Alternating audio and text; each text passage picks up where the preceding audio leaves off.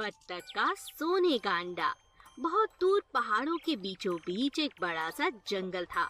उस जंगल में एक बड़ा सा तालाब था और उस तालाब में एक बत्तख भी रहती थी और अपने आप को अकेला महसूस करती थी। उससे बात करने वाला कोई नहीं था। हमारे परिवार को वरदान है कि जब तक हम अच्छे काम करेंगे और अच्छे काम करने में दूसरों की मदद करेंगे, तब तक हमारे अंडे सोने के ही रहेंगे। क्या तुम्हारे अंडे भी सोने के होते हैं? अब नहीं होते। पहले मेरे अंडे भी सोने के थे। बत्तख के अंडे फिर से सोने के हो जाते हैं। देखो बहन, मेरे अंडे फिर से सोने के हो गए। अब जल्द ही मैं अपने परिवार को मिल पाऊंगी। हाँ, और तुम्हारा परिवार अब जल्द वापस आ जाएगा। अरे वो देखो, वो सब आ रहे हैं। धन्यवाद मछली बहन। बत्तख का सोने का अंडा। बहुत दूर पहाड़ों के बीचों बीच एक बड़ा सा जंगल था।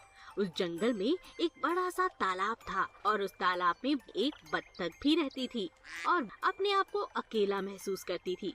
उससे बात करने वाला कोई नहीं था। हमारे परिवार को वरदान है कि जब तक हम अच्छे काम करेंगे और अच्छे काम करने में दूसरों की मदद करेंगे, तब तक हमारे अंडे सोने के ही रहेंगे। क्या तुम्हारे अंडे भी सोने के होते हैं? अब नहीं होते। पहले मेरे अंडे भी सोने के थे। बत्तख के अंडे फिर से सोने के हो जाते हैं।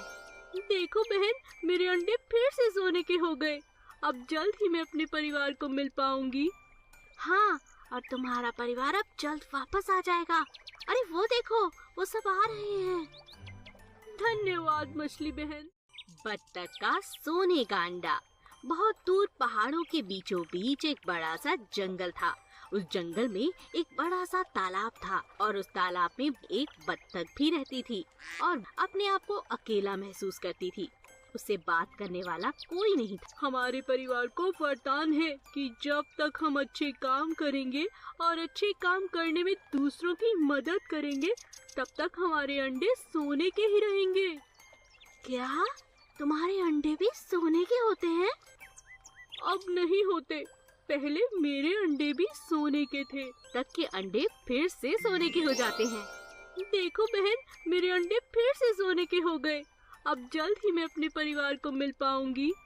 हाँ, और तुम्हारा परिवार अब जल्द वापस आ जाएगा। अरे वो देखो, वो सब आ रहे हैं। धन्यवाद मछली बहन।